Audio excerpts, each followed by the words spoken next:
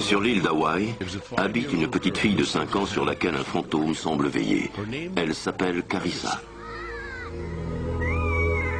Depuis qu'elle a 4 mois, sa famille sent autour d'elle une présence mystérieuse.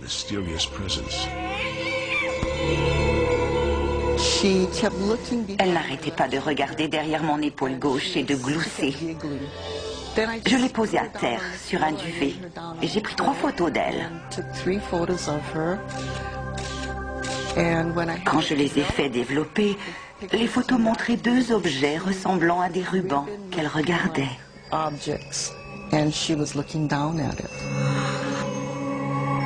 Personne ne peut voir ces images de fantômes, à part en photographie.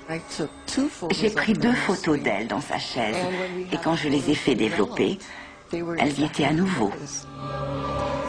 Photo après photo, ces entités inhabituelles ont été saisies planant près de Carissa. Sa famille est convaincue que ce qui se cache derrière ce phénomène n'est pas de ce monde.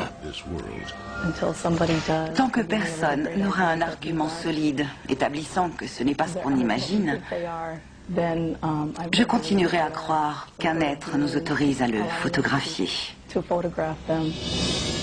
La seule personne qui pourrait apporter un éclaircissement à ce sujet est Carissa. Mais elle a trop peur pour parler.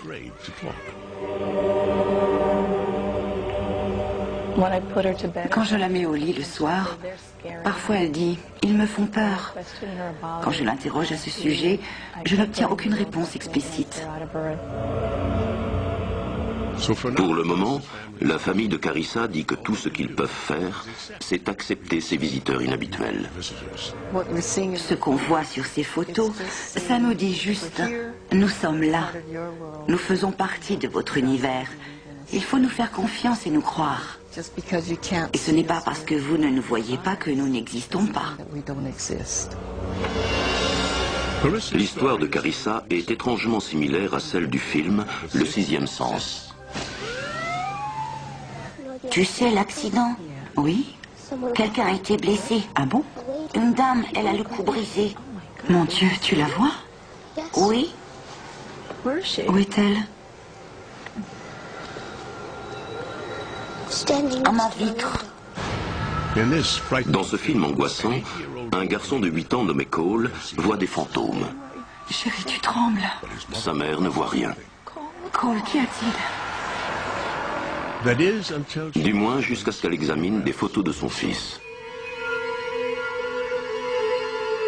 Elles se rend alors compte que sur chaque photo, on voit Cole avec de mystérieuses lumières, des apparitions venant d'une autre dimension. Je vais vous dire mon secret maintenant. Je vois des gens morts qui marchent comme les gens normaux. Pour des millions de gens, il ne s'agit que d'un divertissement. Mais pour un garçon de 6 ans, cette histoire de fantôme de cinéma est tout à fait réelle. Il s'appelle Justin Quinn. Comme Carissa et le petit garçon dans Le Sixième Sens, ces photos de bébé le montrent entouré de lumière blanche inexpliquée.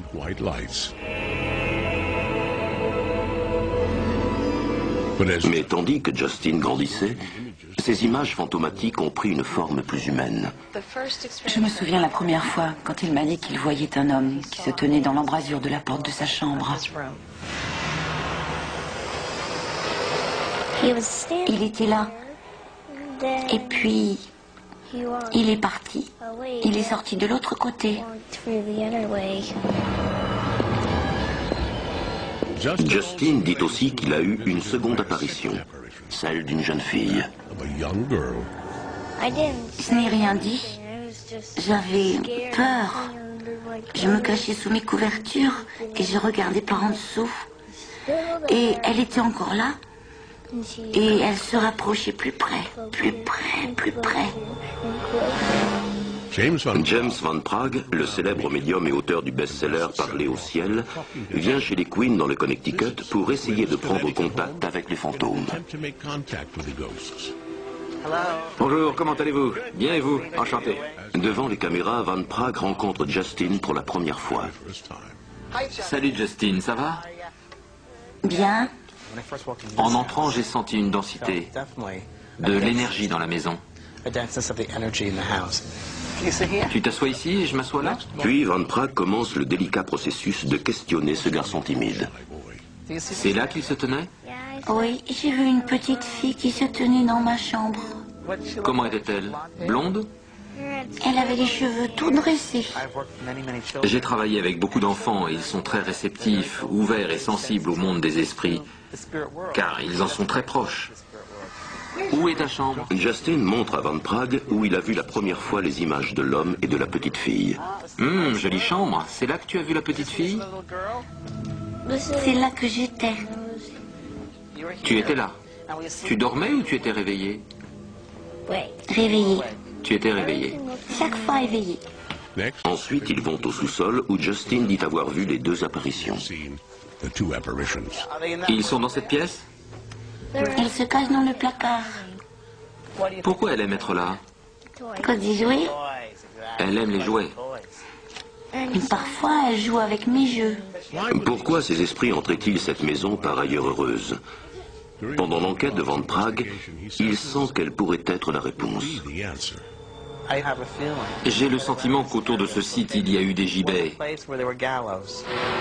Ça peut sembler étrange, mais des gens y ont été tués.